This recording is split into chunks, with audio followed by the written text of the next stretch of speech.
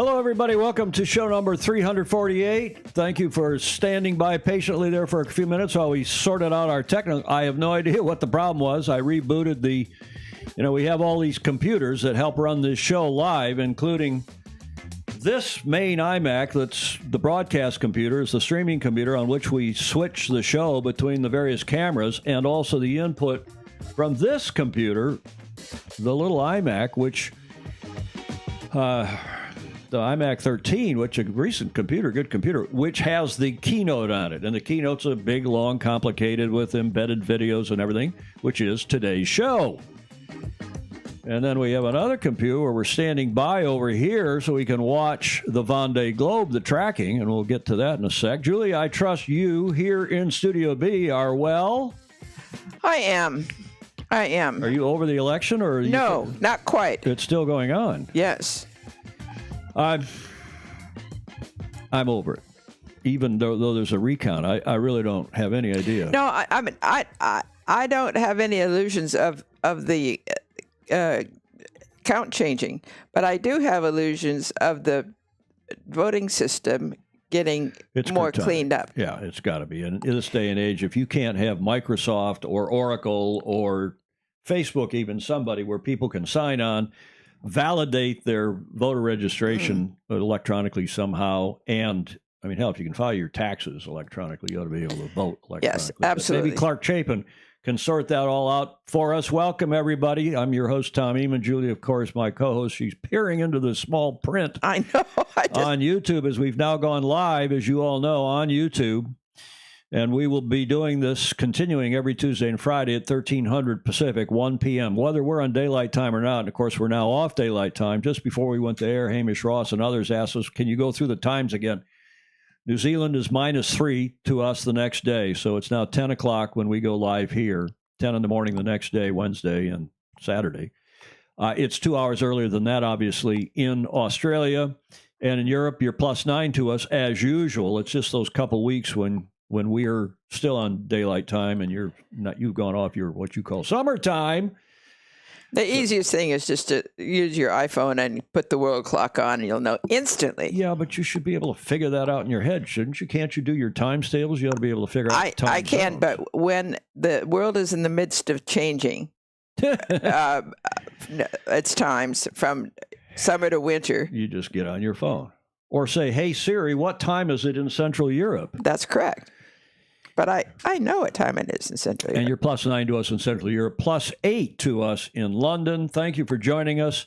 By the way, I've also been asked to make this program note if, unlike Facebook, where it's pretty easy apparently to communicate directly as between those of you who are on, we can see there's a lot of people on here, you can type the ampersand, the @ sign or the ampersand sign, and then somebody's screen name. So if you want to chat publicly to Wet Hog, who says, great scarf, 4:12 p.m. here in 70-degree Annapolis, and that's Wet Hog in Annapolis.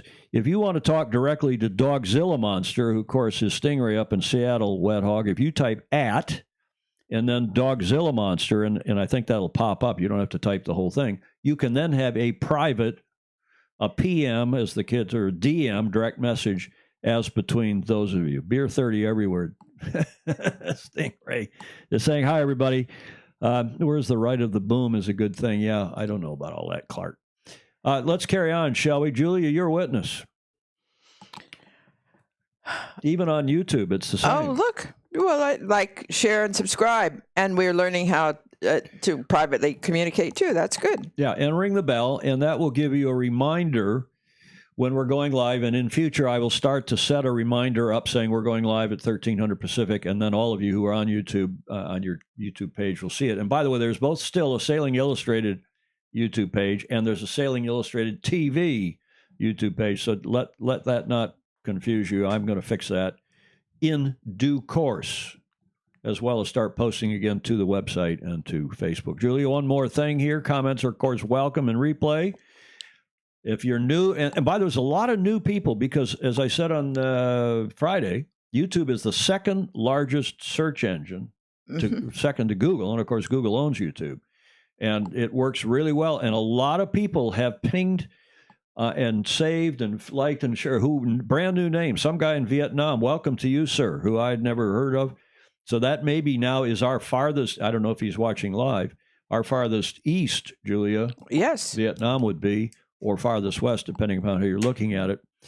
Support us via Patreon. We had a couple people sign up via Patreon and one re-sign. Thank you very much for that. Appreciate it. Patreon.com/join/Sailing Illustrated. We also want to thank Andrew Cape, who came on and announced his new race, the Great Cape Race, Back to the Future. It's a Whitbread style race with bring your own boat, anything larger than 60 feet. And it'll be under the ORC rule. So even semi-foilers, IMOCA 60s, and so on can race in this new race, which starts in just under a year's time. Starts next October in Europe. And I know that one of you who was watching the show pinged me and said, how do I get a hold of Andrew Cape? We would like to host the start if Andrew isn't sorting it out for England and the Solent. Another, I won't name him, but a gentleman who's senior serious yachtsman in Europe contacted me wanting to get through to Andrew because they would like to host the start in his beautiful home port. Oh. And I won't say where out of deference to them, but I know they're talking. And if anyone else is interested in helping Andrew out in any aspect with this race, remember they're going to Cape Town. And the rule is just 3 stops, Cape Town and then Hobart and Tasmania and then to South America. And they're still looking for a port to host them in South America. And it's starting next October of 2021. The only rule and it's a rated, it's a handicap rule. And the only rule is that the boats must be fast enough to get to Cape Town in 30 days. That first stretch down the North Atlantic and then the South Atlantic. They'll stop in Cape Town, then go to Tasmania, and there's enough time to do the Sydney Hobart during that Christmas time stopover of 2021, and then they'll restart, go to South America, and then back up to Europe to start and finish, presumably, in the same port. The Great Cape Race, of course, Andrew Cape's last name, it's a bit of a play on words, but they're also traversing. They're going south of the 3 Great Capes, Cape of Good Hope in Africa. And the Cape, remember the Cape's name, Julia, in Australia, where the Southern Ocean meets the Indian Ocean? No. Cape Lewin, Leuwin, I guess a Dutch name. Yeah. Just south of Perth. And then around the Cape, as Paul Kayard calls it, the Cape Horn, to someplace. Whether they're going to stop, which side of Cape Horn they're going to stop, it remains to be seen, and then back up to the finish, presumably at the same place that they took off from next year, October 2021. Congrats, Andrew. Bravo, Zulu. Thanks for coming on that show. And he was on from La Sable d'Olonne, where the Vendée Globe started on Sunday. And we're going to give you a good Vendée Globe update in just a moment. But thanks again to Andrew Cape. Thanks also to Stephen Suchia, who joined us in a recorded session from Cincinnati, as they say, where he's a member of a yacht club there and also the New York Yacht Club. And, of course, he is chair of the America's Cup Hall of Fame Selection Committee. He's been on here as an guru, an America's Cup guru, especially historian, and he gave me some advice this morning, as did Hamish Ross, on this day in history, which we're going to feature a good long this day in history. Lots of stuff happened on the 10th. Good. Cool. On the 10th of November. Yes. Really? Including somebody referred to, was it Clark? Somebody referred, this is the day on which the Edmund Fitzgerald was traversing Lake Superior and ran into that early winter storm. Lake Superior is notoriously rough because it's reasonably shallow and there's a long fetch. And one of the ore boats, I guess the Fitzgerald was, a lake boat. Remember, the lake freighters are different than the ocean freighters. The ocean freighters are shorter because of the period of the waves. So ocean freighters have to be shorter. The lake freighters are quite a bit longer because of the period of the wave. But nobody's quite sure, I guess, why the Edmund Fitzgerald sank. Really? I think. Clark would know. Others of you in the upper Midwest, maybe Blake Middleton if he's on.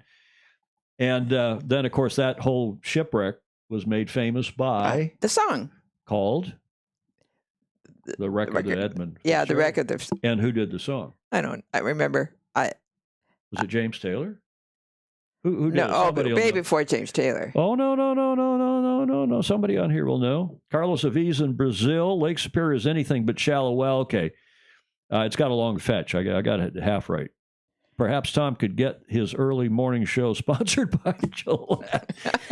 That wasn't early morning. It's just that when I did that with Stephen Suchia, It was unplanned. It was unplanned, and I had kind of got on at the last minute in Europe with before he either went to dinner or went to bed. I'm not sure which, when I got Andrew Cape on. And then once I was on and I hadn't shaved, I said, I'll put a hat on, and here we go. Who did the song? The Wreck of the Edmund Fitzgerald, Julia? I can hear it, but I don't remember Gordon the name. Lightfoot. Gordon Lightfoot. Thanks, Steve Gruber. Steve Gruber. All Sailing 23. There's another new name joining us today. Thank you to all of you for joining us for this show 348. Julia, what are we going to do for show 350? Be a week from today. Do our Friday show be 349 unless there's a pop-up? I bought champagne. You did? You always have champagne stashed up there in the Commodore. Just for quarters. Emergencies, yeah. Let's move on to the Vendée Globe. It has started, as we said, on Sunday the 8th. Lots of great video. They're doing a terrific job with the media. By the way, I was criticized because there were no arrows on this map, which I lifted from the Vendée site, because some people didn't know if they were going east to west, going around the Horn, Cape Horn, and going west, or whether they're going east. And, of course, because of the way the wind is down there in the roaring 50s, the furious 40s and the roaring 50s, they go this direction around, as will Andrew's Cape race, the Great Cape Race. They will also do the same. And then they go off they find the edge of the earth there, south of New Zealand. And then fall off. And then fall off and come back and go around the Horn and then up to the finish. So they do go west to east, and their circumnavigation. And, of course, this is nonstop, unassisted around the world. The only thing they can do is, if they have a problem in the first, I don't know how if there's a time period or what. Andrew was telling us about it. First leg, I guess. I don't even know if it's the first leg or the first day or two or something, but they can return to back to the starting port in France if they wanted to. And one boat did. As far as I'm aware, I believe one boat did return for some repairs. And then they can continue? Then they can continue. That's the only port that they can do that. If they stop, they can pull into a protected, sheltered area. They can effect repairs to their boat only with things that are on the boat. Mm-hmm. If anyone touches the boat, anyone brings them something, if they receive outside information other than weather files, grip files that are publicly available, they will be not penalized, disqualified. We're following any number of the teams, including the 6 women, especially Sam Davies in the UK, but we're also following this gentleman, who, of course, is Alex Thompson, who's been a bridesmaid a number of times. He's sponsored by Hugo Boss. He's British, so he speaks English. Most of the other videos are in French. We're also going to follow Boris Herman, as well as Samantha Davies, and tell us who your favorites are, and we'll try to follow them as well. But have a look at this video. I really like this video. I like his jacket. You like his jacket? Yeah. Well, Hugo Boss. You're partial to Germans, like your late great husband. Yes. Captain Conrad. Correct. Wedekind. And we had Hugo Boss as a sponsor of the Formula One team of McLaren when I was with West McLaren Mercedes. But without further ado, let's get on with this brief video that Alex shot, that his team shot of him getting ready for and starting in the race, the Vendée Globe, on Sunday.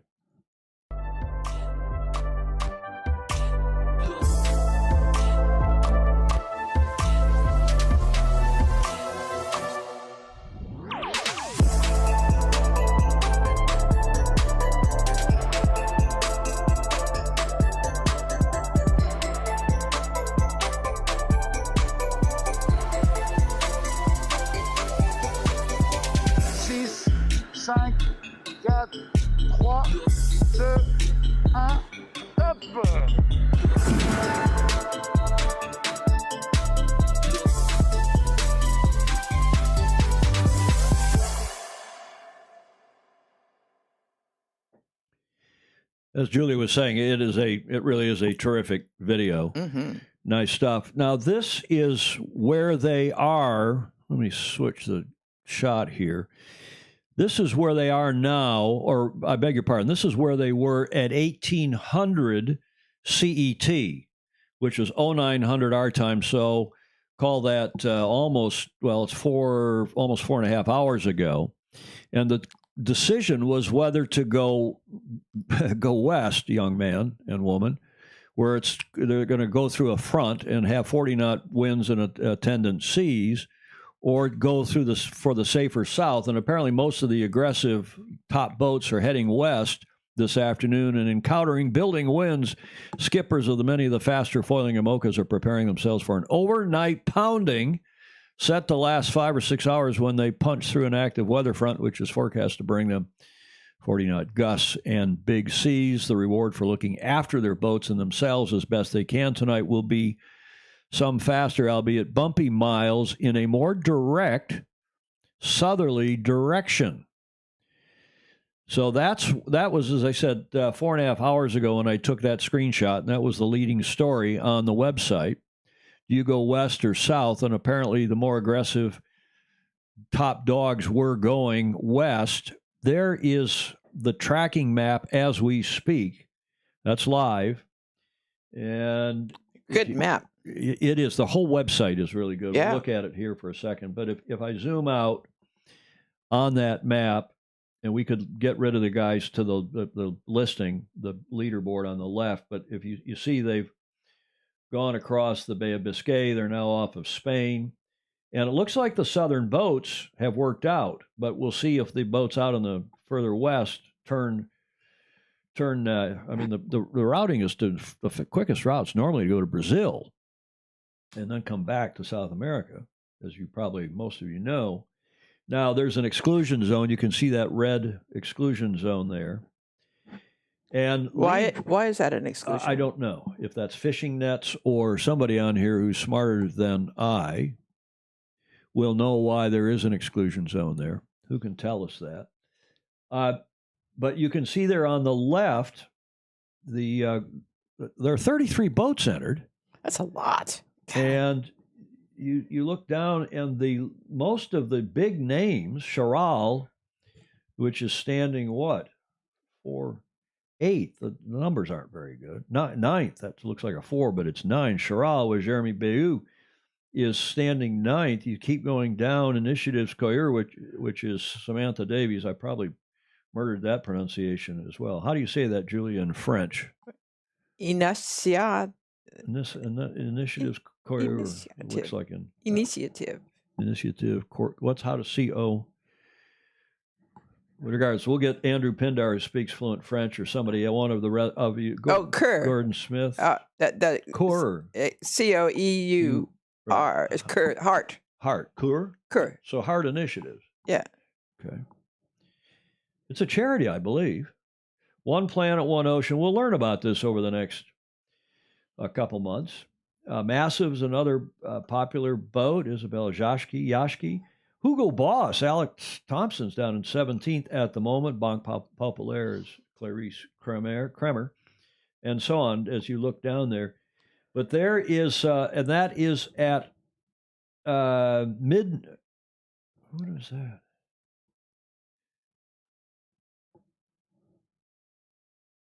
I'm clicking away here to see what happens when I get the move. Okay, that's the start. There, as you can see, the boats moving and how some went further west, and now they seem to be all converging back closer to the shore. Some have jived away. It's going to be a long race. It's going to be a lot of fun. And that 10th November, 17 hours UTC. I wonder if this thing, I have to refresh it and see what happens. That's more like it. Now it's 2200 French time, which is 9 and 3 is 20. Yeah, it's just about now. So that's a live shot. And you can see the boats out into the west are starting to look a little stronger. Mm-hmm. Again, if you look over here on the right where my cursor is, you can zoom in and out for the bigger picture. And if you go back up to the main website, it really is a terrific website. Up here in the upper left corners, there's an English version and a French version. Doesn't look like the English version is working. In fact, it looks like the website is crutonic at the moment, sort of like the start of our show here today. Yes. What do we have here? Come on, refresh. Okay, the website's having a bit of a problem right now, and that's them, not us, I'm pretty sure, because we've got such a strong internet connection. We're at gigabit down. So that's the question, Wild West or safer South, and we'll probably know in the morning which paid off, and we'll keep a close look. Any comments here? Traffic separation zone, World on Water. That's Jeff in Australia. Thank you. There are lots of nets in Enoshima if anyone wonders about Olympic course areas. Orca attacks, Pindar saying.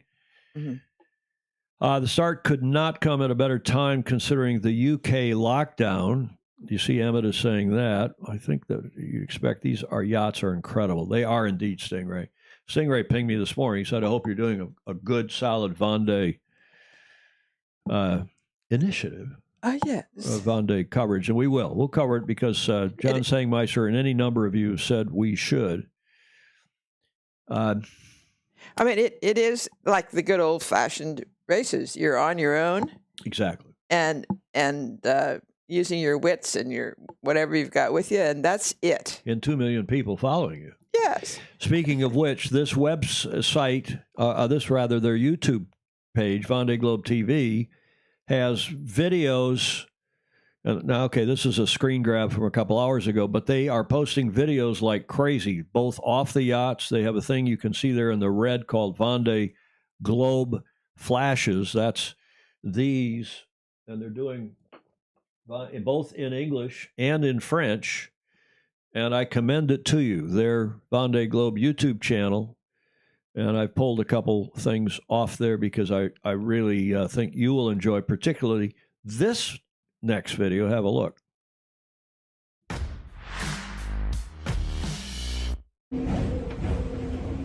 Time for a rest. I took a reef, I changed to the J3, cleaned the cockpit, had lunch, a video call. So since 11 or whatever, 10, I was just busy, since 9. Time flies by so quickly, and we could go much faster at the moment. We have 24 knots of breeze. I think we could go 27 knots, 26 knots of boat speed, like cracking off a little bit. But the waves are pretty much from the bow, so I prefer to keep it around 15.5 knots, 15, 16 knots. So on this note, I will go in the bank, and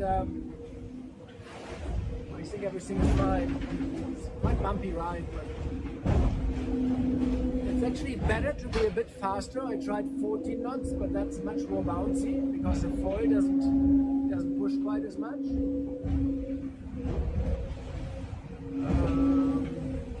Here we go.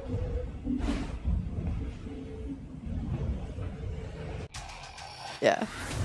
Well, Peace, you like the sound effects of that? Yeah, I mean, it's the real ones, but I mean, it You want to do that for the next, 75 days? No, I don't. But actually, you get used to it.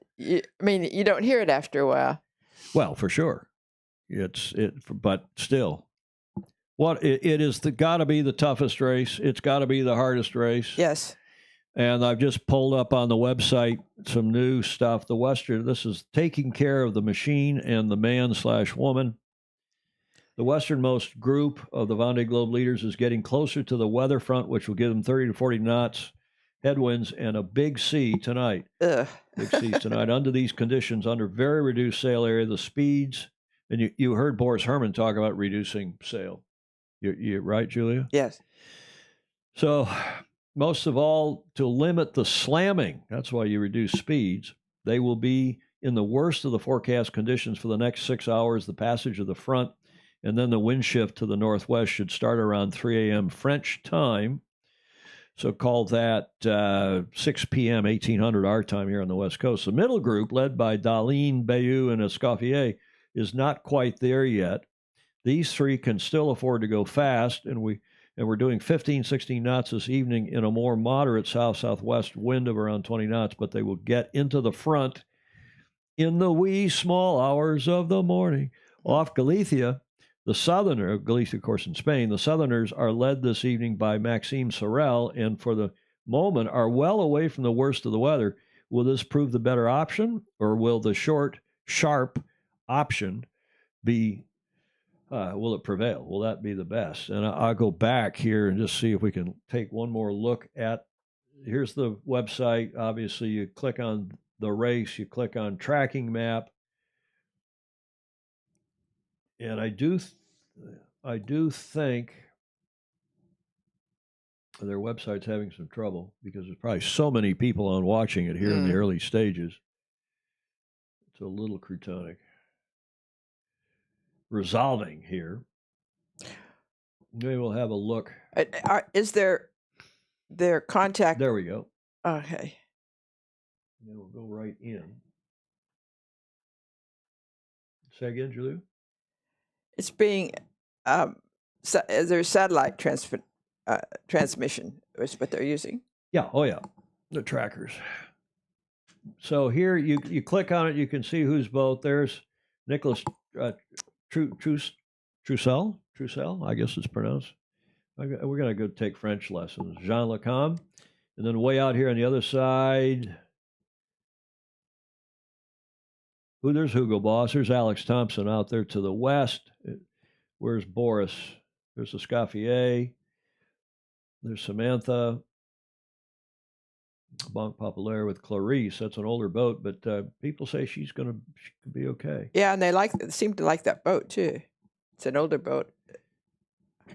Massive is spelled Yashka. Okay, well, you get the idea, and we can all follow it and have some fun, and we will for sure. As they say, I think this is a good theme. The Vendée Globe out there all alone with 2 million people hanging on your every jibe. Isn't that a good claim? Yes. I think it's a good claim. Yeah. Okay, well, we'll keep you updated. As I say, you can watch it pretty well live on the website with their great tracker and see what other comments we have. A lot of folks on here, traffic serrations. Oh, Jeff Waller. We are lots of, okay, any other comments here? Again, if you're just joining us, welcome to the show on YouTube, where we plan to stay. Whether we also co-stream to Facebook remains to be seen. I'm still having some problems with Facebook, as some of you will know. But forget about them. That might be a good time to say who knows somebody with Facebook. Well, yeah, I know. I mean, if we can't here in the Bay Area find somebody that is well, maybe we don't know. Facebook. We have got great FOSIs online. Okay, well, if there is somebody here that, because trying to get through to Facebook when they've got 2 billion. I know. Something is, and you send them emails and you get on and fill out their forms, and it's croutoning. Yes. Okay. Any other comments here? Just to remind you that if you do want to DM, direct message somebody else on here, you use the ampersand. I'm going to try. No, it's not the ampersand. It's the @ Well, that is the ampersand. No, it's not. The ampersand is the. No. You've been corrected on mine. Okay, it's the @ sign. I beg your pardon. It's the. How do I do that on here? It's the @ sign. Yes. Like your email address. Not ampersand is the and sign, isn't it? Okay, that's correct. Thank you. So I'm going to go @ sign John. I'm going to try it here. John Emmett with 2 T's, sailing, and send. I don't know what happened. Error sending message. Well, you all can play with it and see if it works. I don't know. It's supposedly that's how you do it. And when I looked it up, and do try it and let us know if it works. Yes, thank you. It's the @ sign. Yes. The A, like the A in the email. Yes. It works. Okay, John Emmett sailing, it works. Gordon Smith, TFE. If you click on the boat name on the left, it will highlight it on the tracker. Yes. I'll go back to the tracker and do that. Thank you. You click there, it highlights the boat. Click there, it highlights the boat. So yes, we can go down here to Who do we want to look at? Well, let's look at Samantha Davies again. Yeah. And there you can see her red boat. Doesn't pop out as well as it might, but it does pop out. Yes, it does. Well, I mean, enough. There it is, enough. Where's Charal? Is Jamie? Well, Charal's right there with Samantha. They're stuck together, okay? And then so on. Okay, Hugo Boss up there, right about there. And if you, of course, put your cursor over the yacht, it brings up that information. That's really a good website. It is. And again, it's in English and French. So if you click in the upper left corner, you can click it between French and English. It's a little slow resolving, but I'm sure they got probably millions of people on there now watching it, at least in this early stage in the race. Are you ready, Julia, for this day in history? Shall we? You didn't see this. We didn't do a tech check. No. So this day in history, the 10th of November, I've got two items. The first one coming from 1871, and it's sailing related. 1871. You called it to my attention this morning. Now, you probably don't know the sailing connection, but Hamish Ross does, who tipped me off to this. And you know that boat? There's your first clue. That boat, Henrietta, was the winner of the first transatlantic race, 1866, just a few years after the first America's Cup and after the New York Yacht Club. Indeed, the New York Yacht Club was formed in 1848, I think. I have to pull the book off the shelf from behind me. So there's your first clue. That's not a few years. It's a lot of years. Well, it's 5 years before what we're talking about. Yeah. Who was that? There's your second clue. He was the owner of that yacht, Henrietta. James Gordon Bennett Jr., American, New York Yacht Club member. Indeed, he was the youngest ever New York Yacht Club Commodore from 1871 to 74, and the youngest apparently ever member at age 16. Good for him. Now, his dad, James Gordon Bennett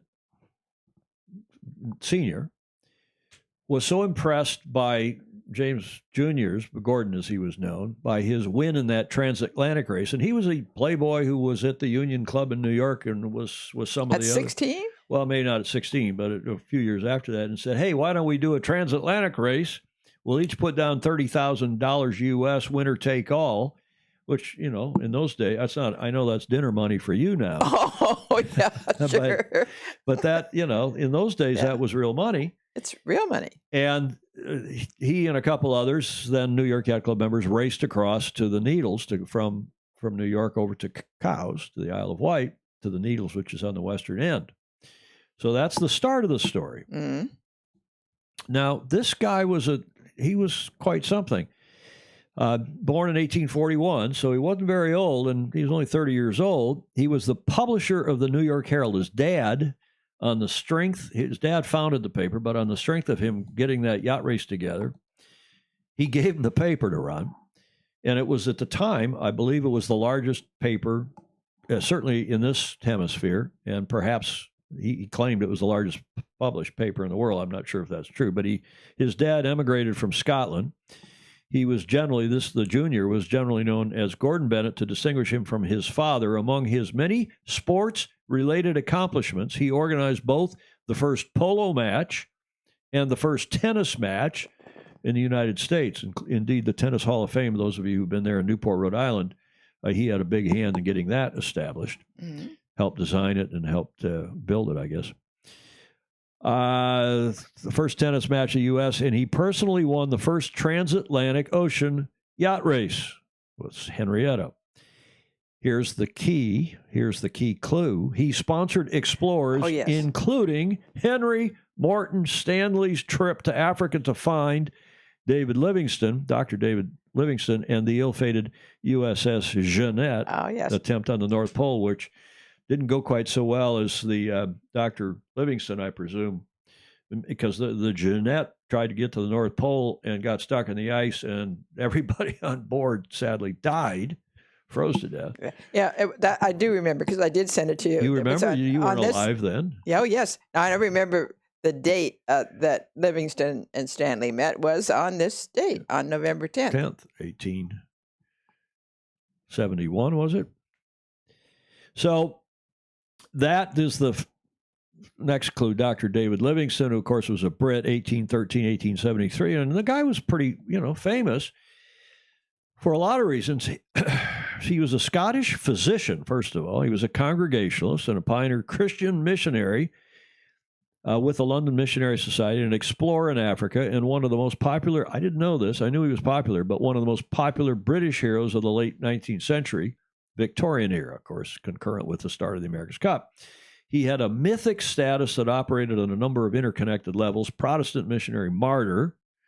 He was killed or died in Africa, ultimately. Working class rags to riches inspirational story, scientific investigator and explorer, imperial reformer, anti-slavery crusader, and advocate of British commercial and colonial expansion. So that's clue number, I don't know what that is, 3. Now, who is this, of course?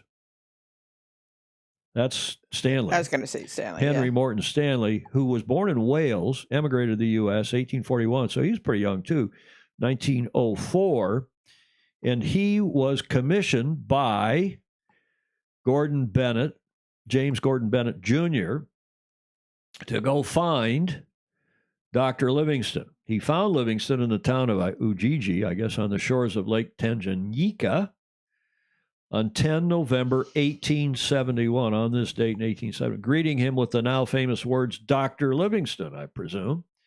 Livingstone supposedly responded, yes, and then, I quote, I feel thankful that I am here to welcome you. He apparently was not in great health, but these famous words may have been a fabrication, as Stanley later tore out the pages of this encounter in his diary. Even Livingstone's account of this encounter does not mention these words. However, the phrase appears in the New York Herald editorial dated 10 August 1872 in the Encyclopedia Britannica and Oxford Dictionary, yada, yada, without questioning its veracity. The words are famous because of their perceived humor, Livingstone being the only other white person for hundreds of miles, and Stanley's clumsy attempt at being posh in the bush of Africa. Dr. Livingstone, I presume, he was trying to be impressive. Now, of course, he was sent on this mission by the Commodore, the youngest Commodore in the history of the New York Yacht Club, James Gordon Bennett Jr. He was the publisher of the Herald. He thought this would get great publicity for the Herald, and it did. And they wrote stories and articles, and apparently, it sounds to me, you tell me if I'm wrong, but from this Wikipedia post, it looks to me like they made up this whole exchange. Dr. Livingstone, I presume? Yes. And who do I have the pleasure? This is one of several different artists' renditions of the supposed meeting on the 10th of November, 1871. Dr. Livingstone, I presume it's an illustration from Henry Morton Stanley's book, How I Found Livingstone. It was published in 1872. Okay, so that was in this day in history. Big deal. Now, we move forward 10 years, only 10 years. You know what happened in 1881? Here's your first clue. And thanks again to Hamish Ross and Stephen Suchia, with whom I consulted this. 1881 was AC4, the fourth defense of the America's Cup, and the challenger Atalanta from Canada, from the Bay of Quinte. They say Quinte up in Canada, but the Bay of Quinte, if you are an Anglo, I guess, or French, Yacht Club. And the boat was built by, it was a day late and more than $1 short, with the completion date being so late in the season, the Atalanta did not have time to sail the normal St. Lawrence Ocean route out the St. Lawrence River and down the coast to New York. She was forced to take the short route, and she entered the Erie Canal at Oswego on Lake Ontario. And because her beam was 16 inches wider than the canal, the crew had to shift her ballast of iron ore and the Bay of Quinte boulders to one side in order to heel the boat enough to permit her passage through the narrow locks when she was of the Erie Canal, when she was then towed through the canal by teams of mules. She was then. The canal hands nicknamed her, quote, the Canadian mud turtle, unquote, after seeing her rough, muddy bottom as she passed through the locks. When the Atalanta reached Albany, New York, where the Erie Canal joins the Hudson River. And the end of the Erie Canal, her crew once again shifted her ballast to put her back on an even keel. They restepped her masts and set sail for New York. The Atalanta finally sailed into New York Harbor on October 30th, 1881. Now, for those of you who are geographically challenged here about North America, there is Lake Ontario, Lake Erie down to the left, and Buffalo at the end of the lake, which was a booming town, in part because of the canal. And the Bay of Quinte Yacht Club, you can see up there on the top, and I think it's called Bellevue, Ontario. I guess that's still Ontario. Well east of Toronto. And this was the second Canadian challenge. The Royal Canadian Yacht Club had challenged a few years back. Before that, neither challenge was very illustrious. Now, here is a superimposition of a map of the Erie Canal, an old map of the canal. And I'll come to my camera here. You can see the canal originates here, paralleling to as what's called the Welland Canal, I think, today, but which is a canal between Lake Ontario and Lake Erie, so you don't have to go over the Niagara Falls to get to Lake Ontario like the water does. And the Erie Canal all the way out here to the Hudson River. Now, you can also join the canal from Oswego, New York. There's the Oswego Canal, which goes down here.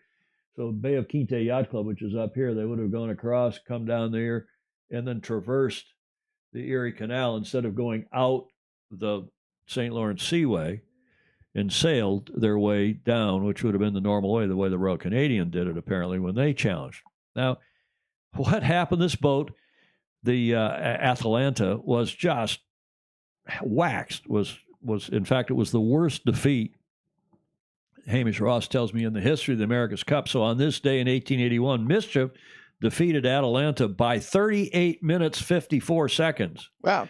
Winning AC4 2-0 and causing some big changes. That was the largest delta. In fact, the first race wasn't much better. It was the largest delta in AC history. It leads to the 1882 second deed of gift a year later. And why? Well, the New York Yacht Club said, we can't be defending it at a drop of a hat. Literally, there was no advance notice on how soon they had to show up and agreement on stuff. So they did the second deed of gift. In fact, redid it again 6 years later.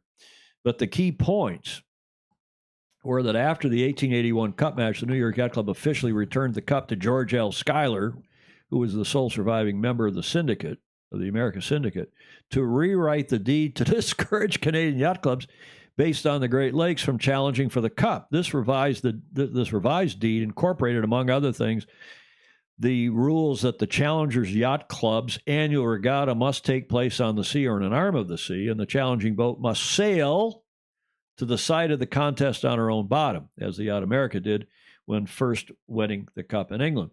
So a lot of people think that a sail on your own bottom was because New York had to sail America over to the Isle of Wight in 1851. That's not why that's in the deed. It's because they're trying to stop the Canadians from challenge. They also wrote in a 6-month notice of challenge rule, which in the 1887 deed became a 10-month notice of challenge, I'm pretty sure was the case. And, of course, that's where they said you have to be on the sea or in an arm of the sea. A club has to have their annual regatta. You can't be one of these silly lake clubs, notwithstanding that 100 years later they let Chicago Yacht Club challenge for the 1987 Cup. You remember that joke? I do. Well, Chicago Yacht Club's obviously on an arm of the sea because you can't drink the water on Lake Michigan, which in those days, in fact, I'm not sure I'd want to drink it today. Yeah.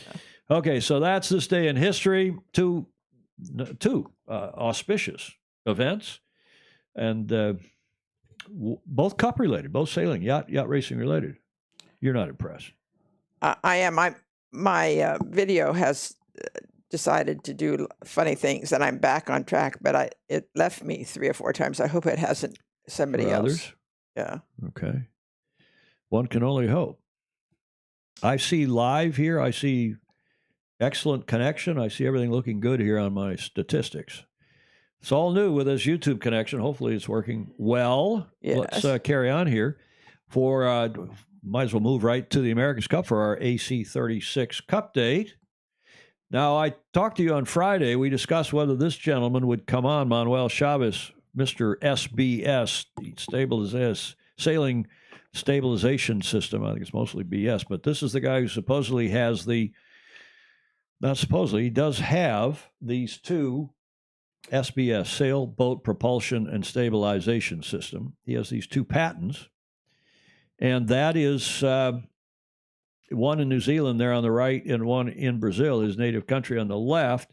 And I don't want to go into this further, but I did write back to him. He contacted me, mostly complaining that we'd given him bad ink.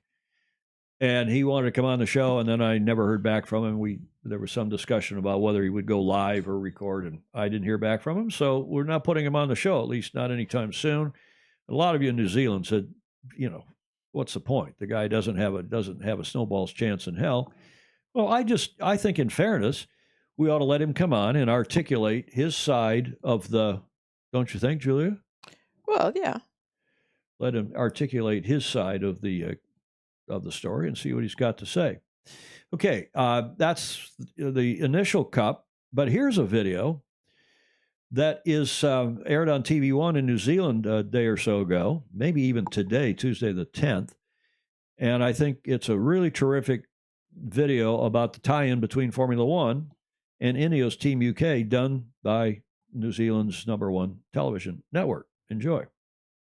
Welcome to One Sport. It's F1 on water to such an extent that Team UK has seconded members of Formula One's most powerful outfit to constantly work on its design in a bid to win the America's Cup. Guy Havelt and some Kiwi motorsport legends got a sneak peek into how the partnership works. These guys have a need for speed, and these days, so do these guys. And their respective sports have a lot more in common than ever before.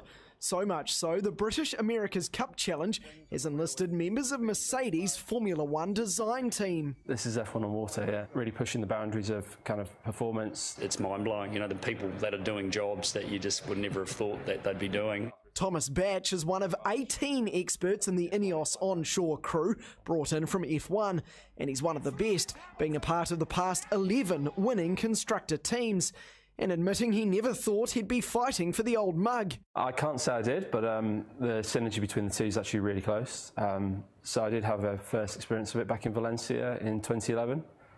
So we were there on a race weekend with the F1 side. That synergy centres around technology, hydraulics, aerodynamics, the wings and foils.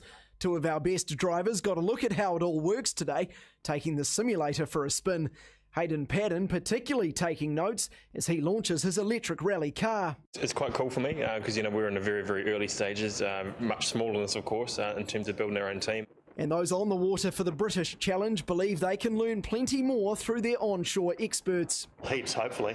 Our boat's still only 4 or 5 days old in sailing days, so we're pushing really, really hard to get that on the racetrack. The designers are still pushing us really, really hard to try new things. With just over a month to go before racing starts, could some motorsport input be the difference to wrestle away sailing's most famous cup?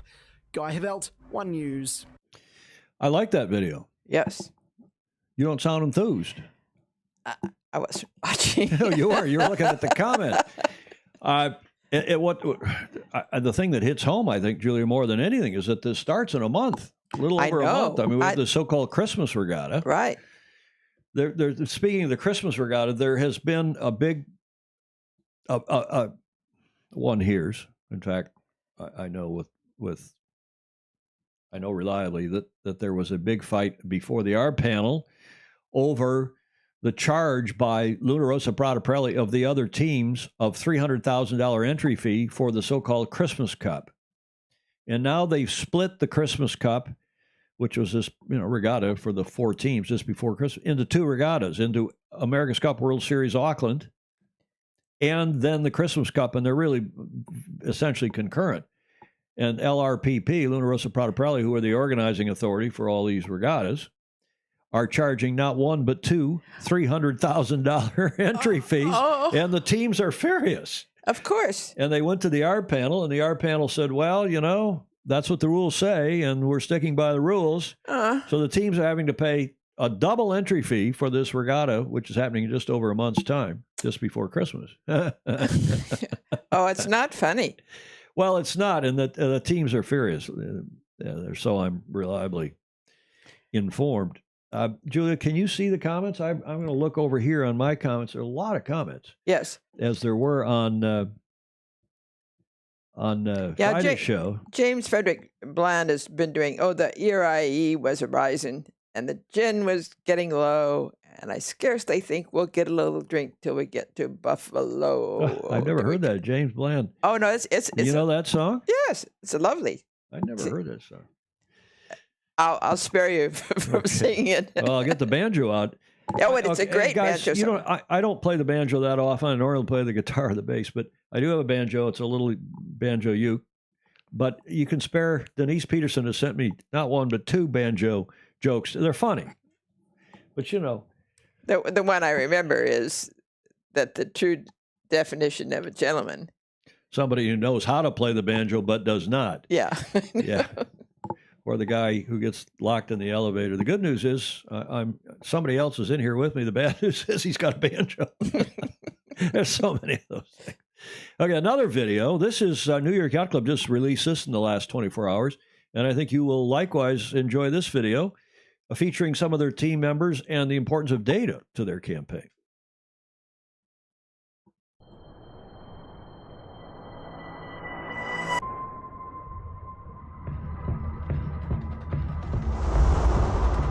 There's no trophy like this one, right? Being part of something this big is really challenging and really something that motivates me, and it's way more fun. I'm a computer engineer and I have been a sailor my whole life.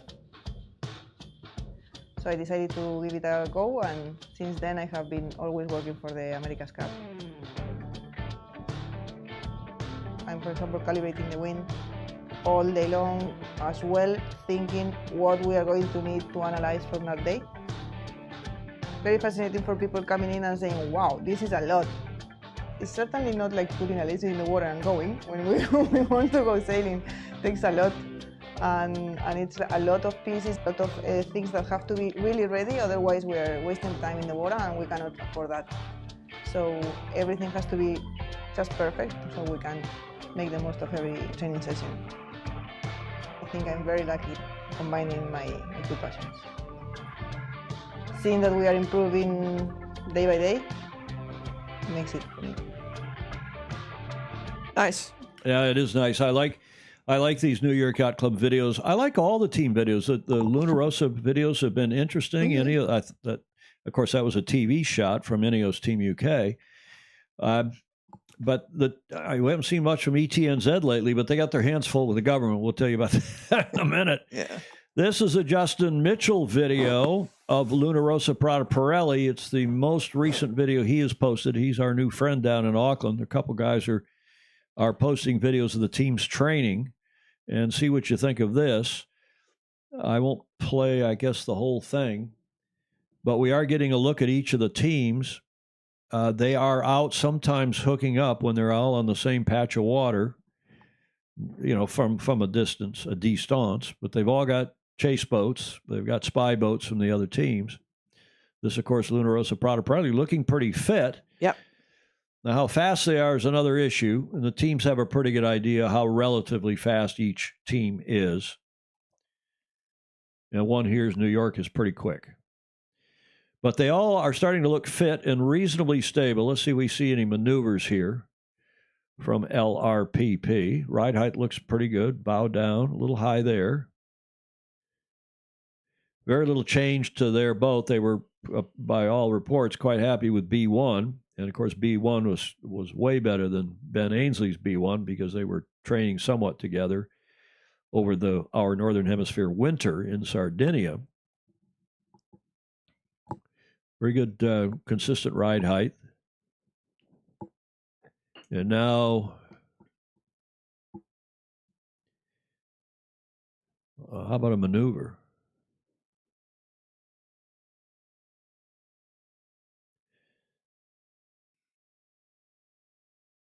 A little high there.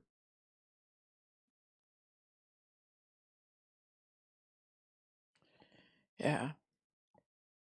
A lot of stuff coming off that leeward foil. New York seems to be a little more fit. But we'll see. It'll only a month and change. What, 5 weeks? Prada's graphics and always look perfect. Boat looks great. Their gear looks great, as you would expect. Yeah. And I'm sure their team chef, their cook, is the yes. Italians always had the best food. It was always a treat to get to go to their team base and have a look. They had travel with chef. They always had team chefs. Well, most of the teams have somebody, but geez, in America One days, your yacht club, Julia. Of course, we were a day late and $1 short too. St. Francis Yacht Club's Paul Kayard Syndicate, America One 2000. We had a sandwich maker. We had good sandwiches, but everybody pitched in. The food was fine. We lived to talk about it. We always had pretty good food with Ellison's campaigns, as you can imagine. The boat looks good. There they fell off a little high. Now they're going downwind. I mean, they're see if they're going to jibe here. Red Hog says with that yellow, they should look to add French's mustard as a sponsor. It doesn't look al dente, he said, too. Pitching quite a bit. Yeah, I think James Bland is right. Stingray likes these Dogzilla Monster. He's saying these AC-75s are stunning. Clark Chapin, well, LRPP doesn't seem to have broken anything yet. I don't know. I hear they've got, as I told you on Friday, they've got a big measurement problem. They're a little high there. Their ride height is not as consistent. This is only, I think, their 5th day on the water. They haven't had many days out. They're trying to solve their measurement problem, and they do apparently have some kind of a structural issue, but who knows? Look at it. That ride height is very high, really too high, obviously. And I think we see the end of them here around some land in a moment. There's a moth. I just love to see them scoot past the ride height a little high again. Mm-hmm. Is the water that choppy? Doesn't look like it. No, there's some pretty flat water there.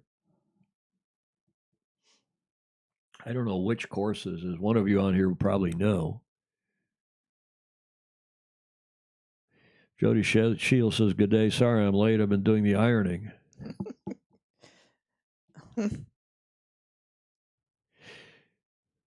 Stingray saying measurement problem as well with understanding that ride height. Yeah. There, I think, is the end of Justin Mitchell's video, for which we're deeply appreciative. Yes. And that's the only, again, if you go to YouTube, you're on YouTube now, obviously, but if you Google Justin Mitchell, who is in New Zealand, he's posting videos long and short of these teams training, sometimes just towing out. And then there's Airflow NZ Travel. And we've been in touch with that guy. He's also posting videos, and his name escapes me at the moment. But nice stuff, and we appreciate it. And every now and then we get a spy video from a team, which we run as well. Yes. Or will run. Now to the nitty-gritty. What is, Team New Zealand is still not on the water. They broke their first boat, apparently, B1, and they put it ashore. It's on the hard stand, last I knew, in front of their base. And they are working on transferring whatever equipment from B1 onto their B2. One hears, and I asked several people down in New Zealand, where is their B2? When is it going to get splashed? Because, time is...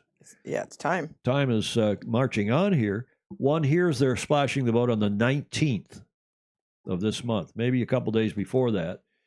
But still another 7, 8, 9 days away, apparently, before ETNZ are going to splash their B2, their second and presumably best boat, their race boat. Now, in the meantime, it went on their website, the New Zealand Herald's website, on Monday, and it showed up in the paper Tuesday morning. It's Wednesday down there now. This astonishing big big picture and headline on the front of the business section of the Herald, the New Zealand Herald. And here is the gist of the article. And we told you this. We told you that one here is that the Serious Fraud Office was getting involved in looking into this whole madness with Mayo and Calder and the money that's been floating around that was government money in ACE, America's Cup events, some of which made its way into ETNZ.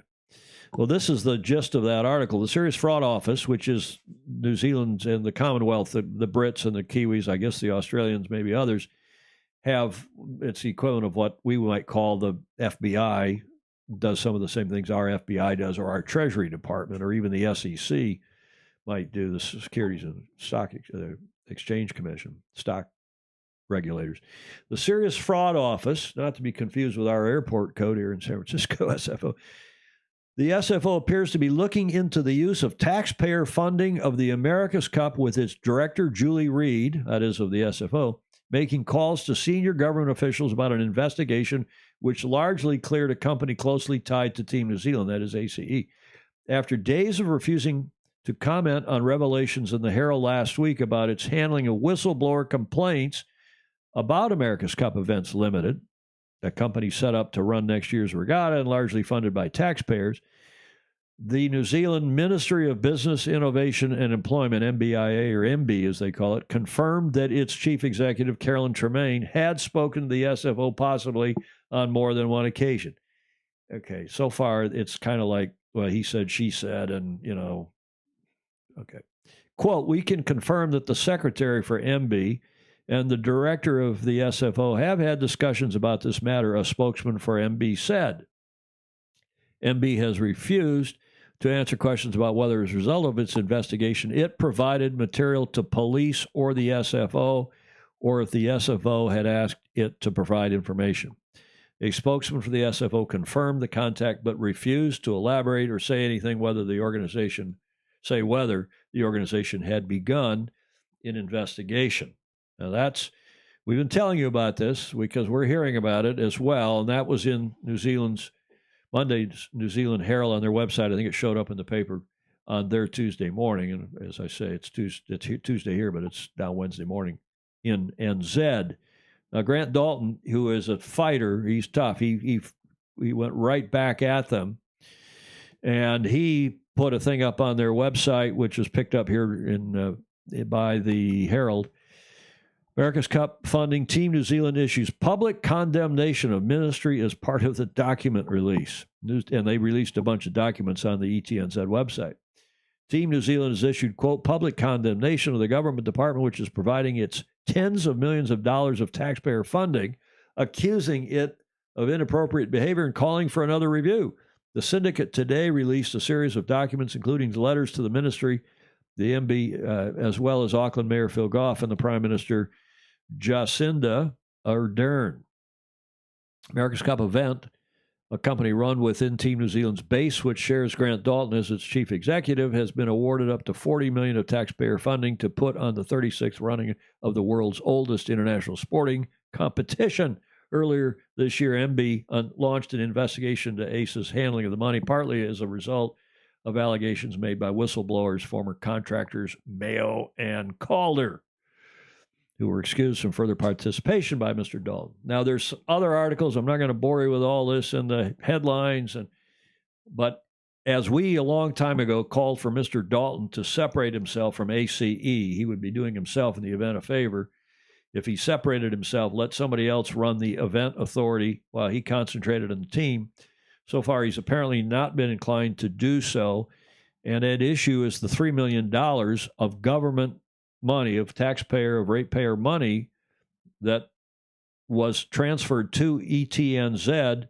And Mr. Dalton is recorded in a meeting as having said, we got to boogie the numbers, BOOGIE. He's going to go down in history as America's Cup term of art. You got to boogie the numbers. And that $3 million was originally to be a loan, by all the reporting we've seen, from ACE to ETNZ when they had a cash flow shortage. Then it was converted, because apparently that wasn't permitted under the host venue agreement with the city and the central government. It was converted to and it was invoiced and converted as a payment to Team New Zealand for $3 million, reportedly, for developing the class rule, the AC-75 class rule. No team's ever invoiced some public agency to develop the class rule because at the same time they're designing their boat. In any event, it wouldn't cost, even if expensive people like Julia were involved, charging $1,000 an hour, whatever she charges me to come here. Okay, not true. My consulting fee. Her consulting fee, though, if any of the rest of you need her, it's $1,000 an hour. And even at her exorbitant rates, or New York City lawyers, you couldn't come up with a $3 million charge for developing a class rule. Excuse me. Then there's the $3 million Kiwi that was transferred. I was going to ask about that. Supposedly erroneously to the bogus bank account in Hungary. Yeah. And there are some who say that also went to ETNZ. I don't believe that. I haven't seen evidence of that anywhere. Let's assume that did not happen. One can only hope. But there's a lot of back and forth, and the media down there are furious because of the injunction that ETNZ was able to get that kept them, the media, from reporting this stuff some months ago. And it's going to start, as we told you a week ago, we predicted it's going to come out. Bottom line, here is my take. This is my take, no one else's take. And I ask all of you, our FOSI, are you surprised that Mr. Dalton have opened up a public spat with the New Zealand government, biting the hand that feeds the America's Cup? Mr. Dalton comes out swinging when he is in a corner and is not always right. I mean, just look at the course issue with courses Bravo and Charlie. Wasn't right. And then the arbitration panel said he was wrong, and now the harbor master has said, okay, yes, challengers can use courses Bravo and Charlie. So he's not always right, but he's rarely in doubt. Rarely in doubt. The legal issue is a contract interpretation. Was the class rule development an event expense, or was it not? Should have been a simple thing to go ask, hey, we want to charge you for this. And instead, they have meetings, secret private meetings, of course. And then there's emails and minutes of the meeting about boogieing the numbers. Well, that doesn't help. Why didn't they discuss with the government before doing it? Because they knew that charge would be suspect? Probably. Clearly, the issue is taking its toll on ETNZ. I hear the public in New Zealand are, not amused, as you can imagine. It's public money. It's government money. Anytime you're dealing with public money, I can tell you, because we dealt with it in San Diego when I was running the Cup there in the 88, 92, 95 phase. Clearly, the issue is taking its toll. What is going to happen if they win the Cup and the government refuses to fund the AC again? The AC will be ripe for picking if there is no defense money. Mm-hmm. So that's my take. And we also tell you that we are hearing reliably that Mr. Dalton has had people in Europe, and the States for that matter, trying to find a venue for future editions of the Cup should ETNZ win. And that would include getting money from those venues as in advance, as a fee, a bidding fee. If you want to come in, you want to have a chance to host the next Cup AC-37, send us some money now. I don't know how much, but I'm hearing reliably that Malta, Valencia, a port in Holland, in the Netherlands, and even some places here in the U.S. have been contacted and are in discussions about AC-37. Okay, I don't want to end on that note. I think this will get sorted out. I do think Mr. Dalton should stand clear. In fact, there's a headline that says that long ago the government said that they wanted him out of ACE. And we said that long ago.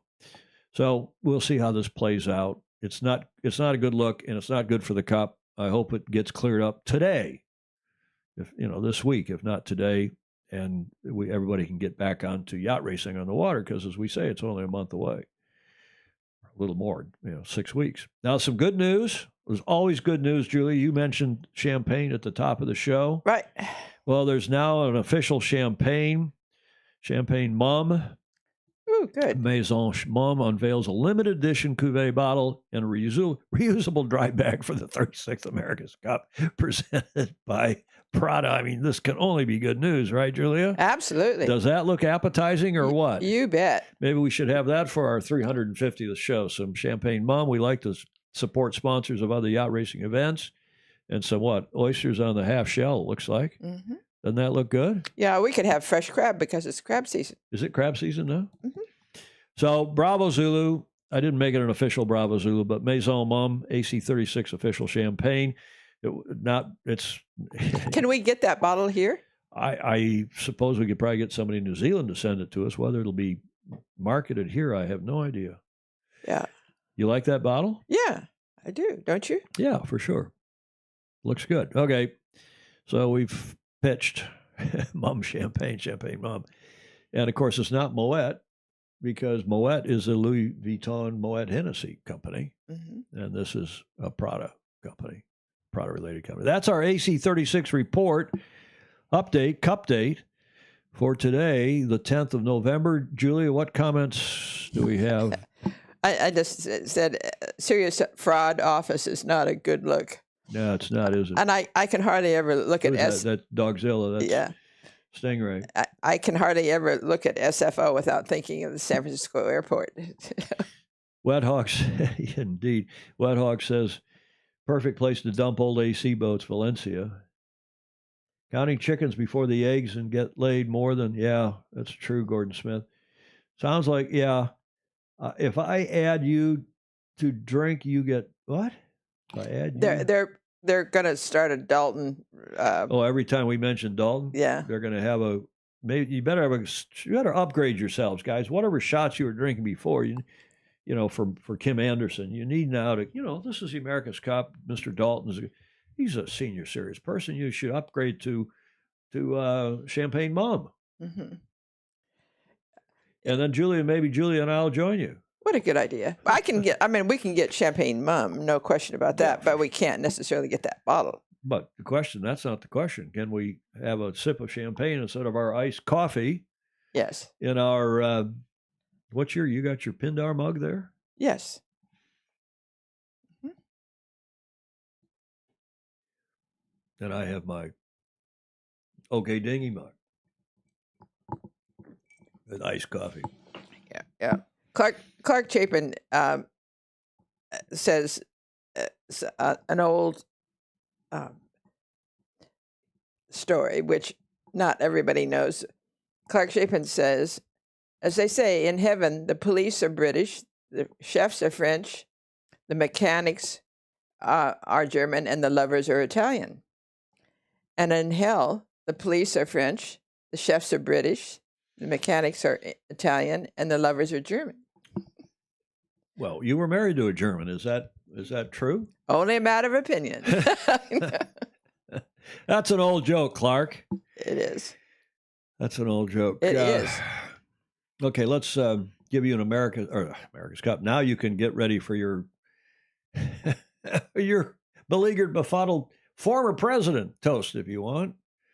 We'll give you a quick world sailing update. It continues. I mean, it's like the U.S. election. It's the gift that keeps on giving. It continues and continues. As you know, it was out with the old and in with the new. The croutonic, chaotic Kim Anderson on the left, it was voted out a week ago, Sunday.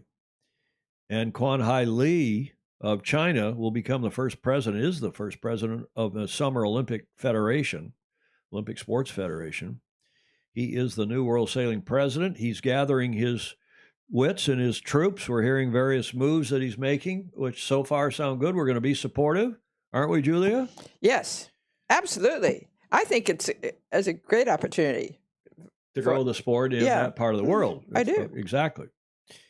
Notwithstanding that he's apparently only a recreational sailor, but the good news is I think his board is a pretty good board. I think it's a good board. Mm-hmm. The new CEO, although I'm going to withhold judgment because he's done a couple of croutonic things in the last 10 days, David Graham. But Andrew Pindar and John Emmett and others assure us and reassure us he's a good guy. Yep. We'll try to get him on the show. But between the CEO and the new president and their board of directors, we're hoping, it's a brand new board, along with Mr. Kwan Hai Lee, only one holdover from the old board, which is Yann Roucherou from France, who was the athletes representative. Right. But I'm glad he's there too. And you glad he's there because you, as an old headhunter, long time, old too. We're both we're both old. You like the idea that there is some continuity from the old board. Institutional memory. And institutional memory. Good point. Because institutions never keep good histories of decisions. Well, especially when they've had a turnover in the CEO as well. Yeah. And they've had like 4 CEOs in the last 5 years. Okay, now we told you about this on Friday. This was Mikkel Thomassen's report where he got a hold of Mikkel Thomassen, our new friend, and by now a couple of years we've gotten to know Mikkel over the past couple of years, sailmagazine.no, and he got a hold of the killing, and I think damning would have been a better translation here, the damning report from the Ethics Commission about Case 3, the so-called TSE case, and Mikkel ran it in sailmagazine.no, as did Bod Magazinet, which is Boat Magazine Denmark, in Mr. Anderson's backyard, as did the authoritative Olympic website called, I'll think of it, InsideTheGames.biz. They all ran it. We didn't run it. I haven't run it, but I'm happy to, because it was sent to the media by world sailing officials. I'm not going to say by whom. And in defense of Mikkel Thomassen, who's now getting abuse from the World Sailing Office president and CEO, as are Inside the Games and the Danish publication. Hey, come on, guys. This is a free world. This shouldn't have been confidential in the first place. Trying to hide it until after the election to help Mr. Anderson, which is what it appears was done or was being done or delayed. It appears by a lot of people. But now, to be fair, Mr. Anderson now has sent out a response, and Mikkel ran this morning, following articles in Inside the Games, Bod Magazinet, and Sail Magazinet, about the Ethics Commission's latest case, Case 3 against Kim Anderson, resigned president, has responded with this. The Board of World Sailing is disappointed to register that confidential information, again, this is a Google Trans from the original Norwegian, that confidential information related to an ongoing case for the Ethics Commission in recent days has been published by a number of media. This is particularly disappointing as recent council meetings have given clear directives from an independent lawyer, chair of the Constitution Committee, and director of legal affairs at World Sailing that the regulations do not allow the disclosure of confidential information related to an ongoing case. World Sailing's regulations and ethical rules are clear in this case. The task of the Ethics Commission is to maintain honesty, integrity, and good sportsmanship in our sport, and it is important that principles such as confidentiality are respected. It is a key principle of procedural justice. Now, this is a crock of BS. It is Not a key necessarily. principle of procedural justice that confidentiality must be maintained while an investigation is ongoing. And only when a case is decided can details of a case be revealed. Signed, the new CEO of World Sailing, David Graham. Yeah, but that usually is true. No, it's not. It depends completely on the jurisprudence, and the case has been resolved. The report of the ethics officer was issued, and it was sent to Mikkel Thomassen and to bodmagazinet.no and to Inside the Games by a senior serious person within World Sailing. And I can't blame any of them for publishing it. And again, we didn't publish it only because we've been messing around with Facebook and trying to get ourselves up on YouTube, or I probably would have published it too. But to try to hide this stuff, try to then blame, it should be secret and secrecy. It's just, come on, it's Crutonic. So, but to Mikkel, to his credit, he ran the World Sailing Statement today on sailmagazine.no, and I'm doing the same thing here to give you that flavor, to give their view of this thing. And David Graham, I think you've got to, as the new CEO, you got to be very careful, because that Ethics Commission report, which has allowed Mr. Anderson's lawyers to reply, and Mr. Anderson has replied. It makes a very serious indictment of Mr. Anderson and his handling of the so-called TSE in ethics case number 3. It wasn't just one ethics case or 2 ethics cases. It was 3, and each one seemed to get a little more serious. Now, here's what was written in InsideTheGames.biz, the authoritative Olympic site. Ousted World Sailing President Anderson accuses opponents of filing ethics complaints to influence the election. What a crock. I mean, this is true that he's accused his opponents of that, but the accusation is a crock. Ousted World Sailing President Kim Anderson has claimed the 3 ethics cases he has faced were brought against him to influence the outcome of the election, as he described the allegations as, quote, entirely groundless and highly politicized, unquote. Anderson had been the subject of 3 separate Ethics Commission complaints in the lead up to the election, where he was unseated by China's Quan Hai Li. The complaints against Anderson, who enlisted the services of London-based law firm Mills and Reeve to help fight the cases, were raised as a concern by the IOC committee before voting began. The Dane, who served a single 4-year term as World Sailing President, was given a warning in one and cleared in another, but could face charges in the 3rd case relating to a deal signed with Swiss consultancy company Burson, Cohn & Wolf, then called TSE Consulting. The officer overseeing the 3rd case decided to, quote, lay charges, unquote, against Anderson amid claims he broke ethics rules by signing the agreement, allegedly without approval of the board. In a lengthy statement denying wrongdoing, Anderson said he would mount a strong defense of the Ethics Commission and likely eventually before the Judicial Board. The Dane again hit out at the Ethics Commission, which he said had been used as a, quote, political football by those aiming to remove him as president. So, Julia, as if we didn't have enough of that madness going on here in the U.S. with our presidential election, it sounds like Mr. Anderson is not going to go quietly away. He's going to challenge these charges. Regardless, he's gone. Thank goodness he's gone. Steve Gruber says, Kim is gone. Why keep giving him press? It no longer matters what he has done. Fair enough, Steve, and I don't disagree with that, but I thought in fairness we should be telling you what he is saying, what his side of the story is, not just what Mikkel and I and others are saying. In fact, I give Dan Ibsen in Denmark, who had been writing to support Mr. Anderson. Dan Ibsen is former Secretary General of the Danish Sailing Federation and head of their Olympic program, and others. I've known him a long time. He even had some pithy words with respect to this latest report by the ethics officer. So if you don't want to listen to this when I give Mr. Anderson's side of the story, fast forward or go get a coffee or take a pee or something. But I thought it was only fair to go with Liam Morgan's InsideTheGames.biz article. You can go to their website and read it as well. Julie, any other comments on that? No. Looking.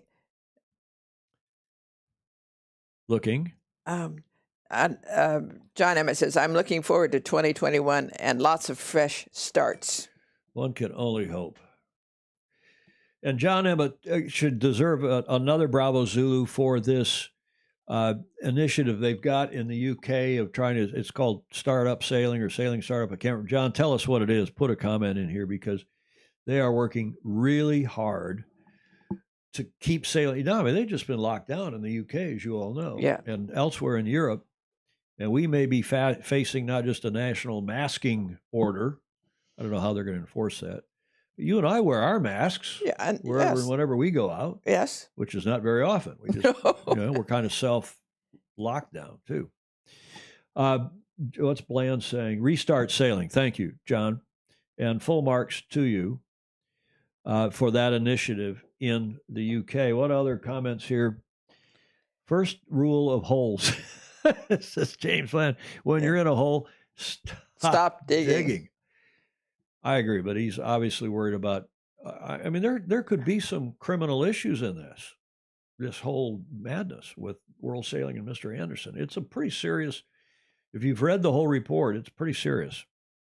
Report of the ethics officer and how the commission, what they've laid charges, and how the commission deals with it is who knows.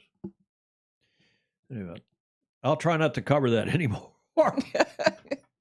I agree. Unless there's something strikingly new. Well, new, but I don't. And okay. Yeah, Enough said. Julia, our final segment. We're an hour and a half in for today's show on our second show on YouTube. Our Whiskey Tango Foxtrot 2020 segment. I thought I started the day out thinking I was going to have nothing for this, and then they come in over the door, under the door, through the email, through the WhatsApp communication. Yeah. And this, I thought, this is the first one. You got to see this. NBC's Ken Delaney has some new reporting on something that we talked about at the top of the hour, how the Trump administration is handling the transition with the incoming Biden team, or not handling it, we should say, to a certain extent. This time, it involves our intelligence. Okay, close your ears. Ken, what have you learned, sir? Oh, shit. Fuck. Okay. Okay. I'm sorry about the coarse language. As you know, we don't permit that normally, but this is in the contents of reporting. Julia, no finger shake at me for running that. Well, it's not, you know me. I know. But what happened is that this is an MSNBC, and the guy who's, in fairness, he's at his home, the reporter, and, you know, as a lot of people are in this day in 2020. Right. And he's his own producer, his own director, his own cameraman, his own reporter, audio engineer, and he says, he apologized, "So sorry for the profanity I used on air last hour. This happened, I guess, today. Yeah. I was experiencing some technical maybe yesterday, some technical difficulties and mistakenly hung up on the control room, though my mic was still on." He was live. Perils of playing producer, cameraman, and tech support all at the same time from. Well, we should take the warning. Well, at least you and I, when we're trying to get live on YouTube and futzing around with our technical power. Okay. Enough. I think I just used that one and let it go at that. Although you sent me one that said, you know, in the Middle Ages, after a big plague, they had wine and orgies. Yeah. We don't do it. No, we get have to one have scheduled? Do we? Yeah, I was going to say. Does anyone schedule one? Yeah. Wine and orgies? Wine and orgy. Yeah. Okay, enough of all that. Thank you, everybody. That wraps it up for this 2020 show, this edition of TFE Live, show number 348. Unless there's other pressing comments, Julia.